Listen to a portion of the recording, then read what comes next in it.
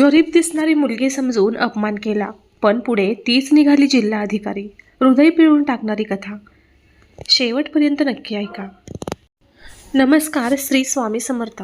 सनातन रहस्य या चॅनलमध्ये तुमचे मनपूर्वक स्वागत आहे.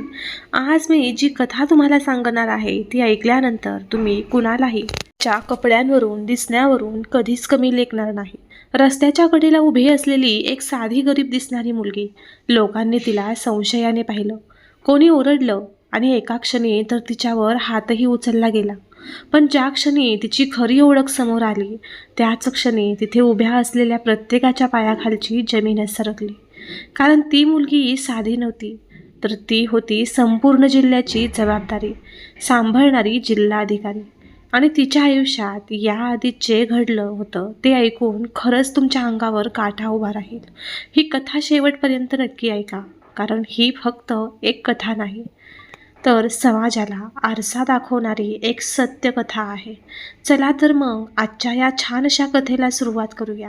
पण त्या अगोदर जर तुम्ही या चॅनलवरती नवीन असाल आणि चॅनलला अजूनपर्यंत सबस्क्राईब केलं नसेल तर चॅनलला सबस्क्राईब करा आणि व्हिडिओला एक लाईक नक्की करा.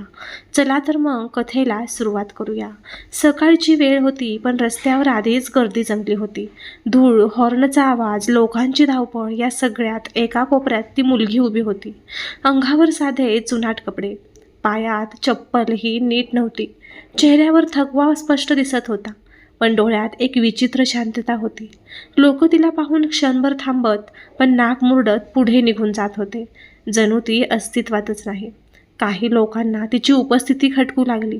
इथे उगीच का उभी आहेस, असा प्रश्न करत एक जण जवळ आला.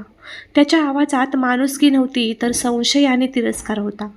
तिने शांतपणे सांगायचा प्रयत्न केला की ती कुणाची वाट पाहत आहे, पण तिचं बोलणं ऐकून घ्यायला कुणीच तयार नव्हतं.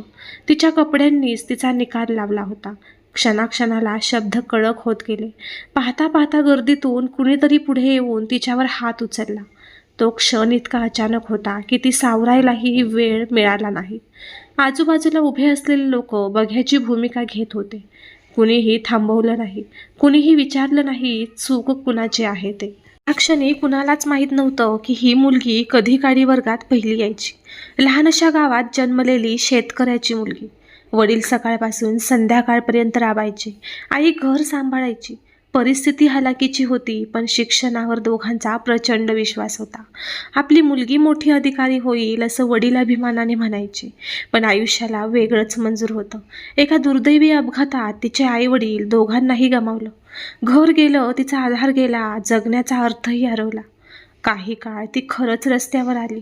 लोकांनी तिला मदत केली आणि अपमान जास्त दिला, पण त्याच काळात तिने समाजाचं खरं रूप पाहिलं.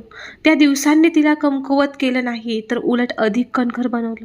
तिने काम शोधलं, कुठे भांडी घासली, कुठे मजुरी केली. रात्री थकलेल्या शरीराने पण जाग्या डोळ्यांनी ती अभ्यास करत राहिली. दिवा नसे तेव्हा मोबाईलच्या टॉर्चमध्ये तिने पुस्तक वाचलं. स्वप्न मात्र कधी सोडलं नाही. वर्षानुवर्षाच्या संघर्षानंतर तिने स्पर्धा परीक्षेची तयारी सुरू केली. लोक हसले, असं करून अधिकारी होत नाही तसं म्हणाले, पण प्रत्येक नकार तिला अधिक जिद्दी बनवत गेला. शेवटी तिचं नाव यादीत झळकलं. त्या दिवशी तिने रडत आकाशाकडे पाहिलं, जणू आई वडिलांना सांगत होती, मी केलं. आज ती जिल्हा अधिकारी होती.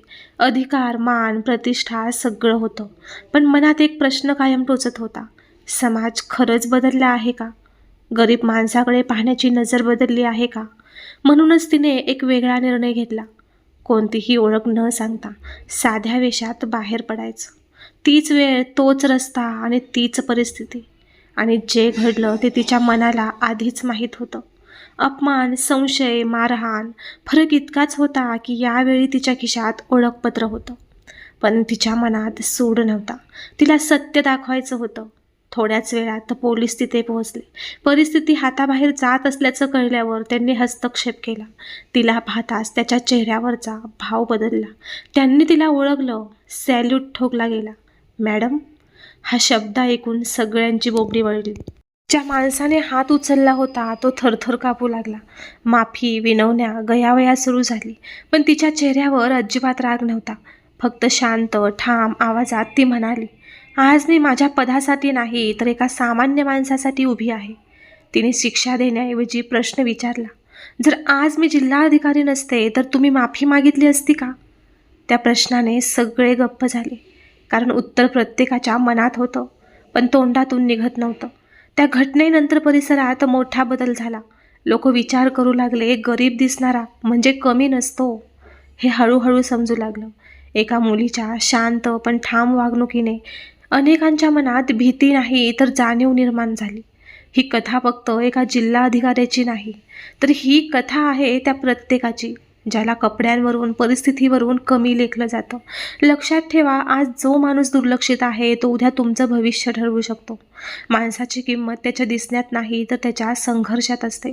आज आपण ही कथा ऐकली, पण प्रश्न असा आहे की जर त्या दिवशी ती मुलगी जिल्हाधिकारी नसती तर तिला न्याय मिळाला असता का?